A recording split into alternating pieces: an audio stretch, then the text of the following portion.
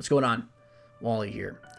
Now, before I get into this video, I want to get a disclaimer out there to avoid more backlash than usual. I'm not immune to comments on my videos, but I do want to provide you a solid basis prior to providing an argument. Firstly, I am not attempting to defame Activision or Bungie in this video or their recent policy changes regarding the distribution of content within the game Destiny.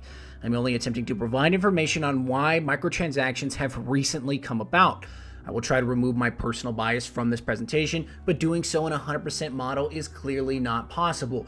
Full disclosure, I own both an Xbox One and a PlayStation 4. I only play Destiny on the Xbox One, and I have stated in the past I harshly disagree with the recent additions of vibrant microtransactions in Destiny.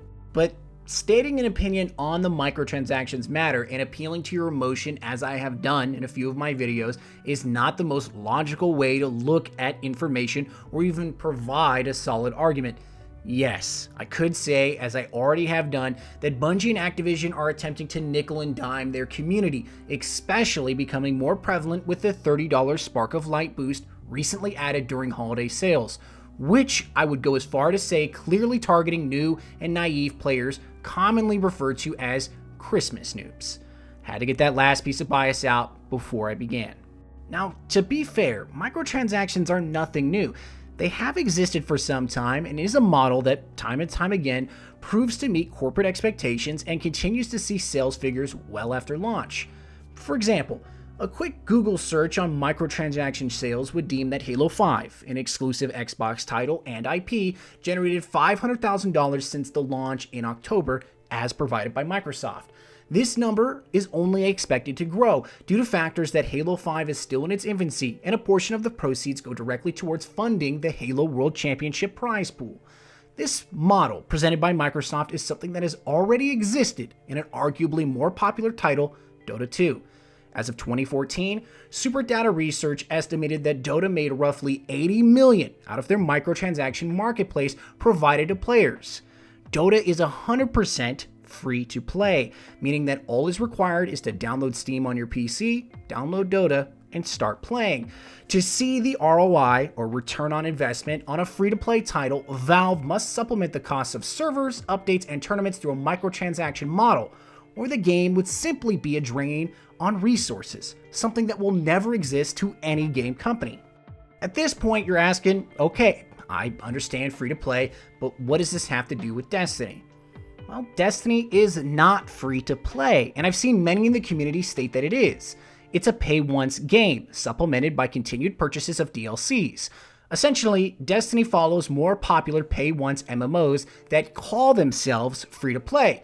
Elder Scrolls Online, Star Wars The Old Republic, etc. These games all ask that you pay once, and that's it.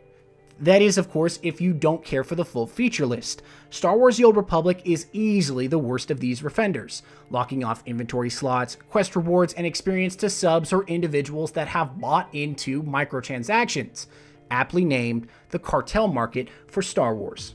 Now, Destiny doesn't do this. Once you buy Destiny and Taken King, you get to play the full story, the full raids, the full experience, depending on your console. PlayStation users see a few more quests, weapons, and cosmetic things that are locked out to Xbox players for roughly a year. What Destiny does with its microtransactions is provide a way to look more unique than other Guardians. Emotes, vanity gear, and now unique Sparrows and the Sparrow Racing League stat tracking book have all been added, all purchasable by Silver, Destiny's in-game currency. To get Silver, you must purchase it via Xbox or Sony's digital storefront. Then you can purchase that emote you are craving or that Sparrow Racing stat book or anything else. Now, fundamentally, there is nothing wrong with this model. You aren't locked out of the quote-unquote full experience. And a majority, if not all, of in-game purchasable content falls under the cosmetic category. Although, an argument can be made that the Sparrow Racing book is more of a feature than a vanity item. But when microtransactions in Destiny are marketed towards both casual and hardcore players under the mentality that your purchases will directly fund the creation of new, free content, further supplemented by more microtransactions, it's much easier to swallow or present a positive case for. It's essentially the Dota tournament model. you buy into this unique skin, and in turn, a portion of the proceeds go directly towards funding Dota International, providing an excellent event for the entire community. Halo 5 is attempting to emulate this model with their Halo World Championship, and inherently, this model is marketed as a way for both developers and publishers to fund continued content creation, and for you, the consumer, to 1, get something unique for your purchase, and 2, ideally receive future content. However, the negatives of microtransactions are often seen when paired with corporate greed, or content that seemingly appears to be cut or clipped off at launch, only to appear later under a post-launch purchase system. For example, in Destiny, many believe that both Dark Below and House of Wolves should have been launch features a part of the overall Destiny saga, and that Taken King should have been the first DLC. Obviously, this isn't the case, as information attained by gaming media determined that Joe Staten's story was not concise with Bungie's overall objective. They had to reshape content that better fit the overall design for Destiny's future. The release of Vanilla Destiny, however well received by the current community, had a mixed reception by mass media, sitting at a 76 for media outlet score and a 6.1 for consumer review on Metacritic. Now, while Metacritic is not necessarily the holy grail of review information or consumption, it does give you a solid idea of how well a game is doing or has done towards reviews. How does this affect microtransactions, you may ask? Typically, a game that is better received across both mass media and consumer review oftentimes has a microtransaction system that doesn't directly negatively influence the review scores or community. For example, the CSGO community has a heavy player base that focuses solely on the microtransaction system, with Twitch streams and YouTube channels dedicated directly to case openings. CSGO is to be considered one of the most competitively balanced titles on PC, with the original Counter-Strike launching back in June 1999. The pedigree of Counter-Strike and its subsequent updates has allowed for a massive community openly supporting microtransactions as simply a part of the game, a system that provides for more content, tournaments, and a vibrant trading community. Sometimes, however, titles are launched first, reviews will come out, then microtransactions are presented to the community. Whether this is done to not negatively influence reviews or potential purchases is hard to back up with fact. But in the case of TTK, which was relatively well received across mass media, sitting at an 86 on Metacritic, but once again received mixed marks across the consumer review, the question arises that would a microtransaction system presented at launch negatively affect potential purchases and review scores? The general backlash of today's community, at least with a quick read on the Bungie.net posts and some of the more critical Reddit users, would say yes. The Destiny microtransaction system is poorly designed and is continuing to push the envelope of quote-unquote what cosmetic truly is. Case in point, the Sparrow Racing stat book and the Spark of Light boost. So, Destiny's microtransactions can easily be explained as simple industry tendencies, where developers and publishers are looking to receive more monetary capital post-launch through a system of purchases that have little to no effect on actual player stats. As long as companies avoid the quote-unquote pay-to-win negativity, they can essentially release an unlimited amount of cosmetic items with little to no backlash. But what I find more interesting is the arrival of microtransactions post-TTK launch, especially after the most recent announcement from Bungie regarding Year 2's free content model. This is more of a number breakdown from VG charts. Ultimately, these are just estimates and not 100% accurate, but can be used to gauge the direction of consumer purchases for a specific IP. They do not, however, incorporate digital sales, and since consumers don't have access to internal numbers from developers and publishers, a good portion of this is actual guesswork. Destiny Vanilla sold roughly 12 million physical units across the PlayStation 3 and 4, and both the Xbox One and Xbox 360. With this, you can estimate that a portion of digital sales also fall in favor of Bungie, but historically, across other IPs releasing at the time, they do not outweigh physical sales.